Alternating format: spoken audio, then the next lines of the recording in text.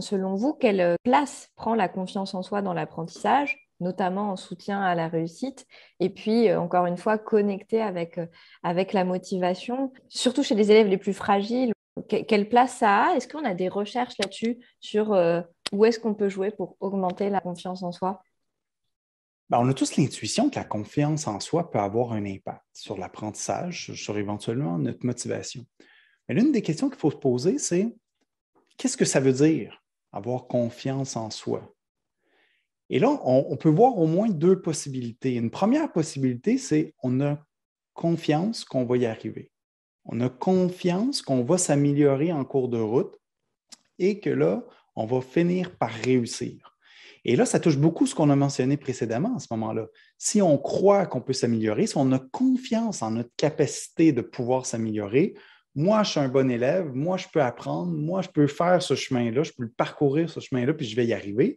Ben, ça amène un signal que les efforts vont rapporter quelque chose et ça peut créer de la motivation, mener à plus de corrections d'erreurs aussi. Hein. Si on a confiance en soi, est-ce qu'on se dit, OK, ça c'est difficile, j'y arrive pas tout à fait, je vais continuer, je vais progresser, je vais essayer de comprendre ce qui ne marche pas dans ma démarche et là, je vais essayer de m'améliorer en cours de route. Mais là, ça touche exactement ce qu'on a mentionné. On peut s'attendre à ce qu'il y ait plus d'activation dans le cerveau, activation des mécanismes d'analyse, de correction d'erreurs. On essaie de comprendre pourquoi ça ne marche pas, qu'est-ce qui accroche et ultimement, on risque de s'améliorer davantage. Donc, en ce sens, la confiance en soi peut certainement jouer un rôle dans la motivation et dans l'apprentissage. Une autre façon qu'on peut regarder la confiance en soi, c'est la confiance dans notre capacité de performer, de réussir la tâche qui est demandée. Je peux dire, moi, je vais y arriver, cette tâche-là, ou moi, non, je ne vais pas y arriver, il n'y a rien à faire. C'est une tâche en mathématiques. Moi, la base des mathématiques, je ne l'ai pas. Je ne vais pas y arriver, peu importe les efforts fournis.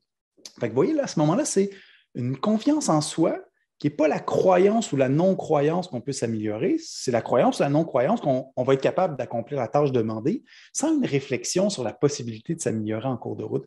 Puis là, ça engendre des enjeux un peu différents, je vous dirais.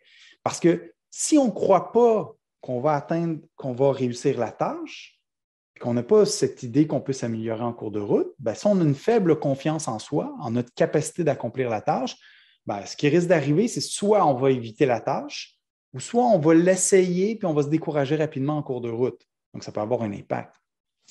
On peut imaginer, par exemple, un autre scénario où les gens ont une confiance en eux-mêmes élevée. Ils croient qu'ils vont y arriver. La tâche demandée, là, moi, je vais l'avoir, moi, je vais y arriver. Et ça, je vous dirais, c'est presque une arme à double tranchant. Hein? Ça peut être une bonne chose. Tu sais, si on croit qu'on va y arriver, puis là, tout d'un coup, on n'y arrive pas tout à fait. Là. On peut se mettre à faire plus d'efforts parce que c'est non conforme à notre prédiction, non conforme à notre attente. On s'attendait à être capable. Puis c'est quoi ce truc-là? Là, j'ai de la difficulté. Là. Ça peut donc pas nécessairement nuire à la motivation à ce moment-là. Mais un élève peut croire qu'il est capable d'accomplir la tâche demandée, grande confiance en lui-même, et peut frapper un mur.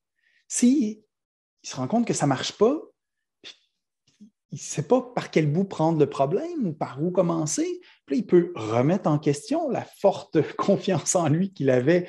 Donc, il disait, moi, je suis capable d'accomplir la tâche. Puis là, il se dit, ben moi, il semblerait que je ne suis pas capable d'accomplir la tâche. Et vous voyez que si on est vraiment dans cette optique de j'ai la capacité ou je n'ai pas la capacité d'accomplir la tâche, ça peut être bien ou pas bien en fonction du contexte. Tandis que si on croit qu'on peut s'améliorer, ben, au moins on a une porte de sortie, c'est-à-dire que si confronté à des difficultés, à des obstacles, on a moins de chances d'abandonner en cours de route parce qu'on se dit que ce n'est pas une fatalité. Hein? Ce n'est pas déterminé d'avance et décider si je suis capable ou non d'accomplir la tâche demandée, mais je peux m'améliorer en cours de route. Puis si ça ne marche pas maintenant, ça marchera sûrement plus tard, à condition de faire ce qu'il y a à faire des exercices, s'entraîner, poser des questions, essayer de mieux comprendre les notions. Donc, je dirais la confiance en soi, oui, mais je ne pense pas que c'est une relation directe tout le temps. Je pense qu'il y a d'autres facteurs qui viennent jouer, qui peuvent avoir un effet. Donc, ça dépend du contexte. Mais en tout cas, confiance en sa capacité de s'améliorer, ça serait assurément une bonne chose.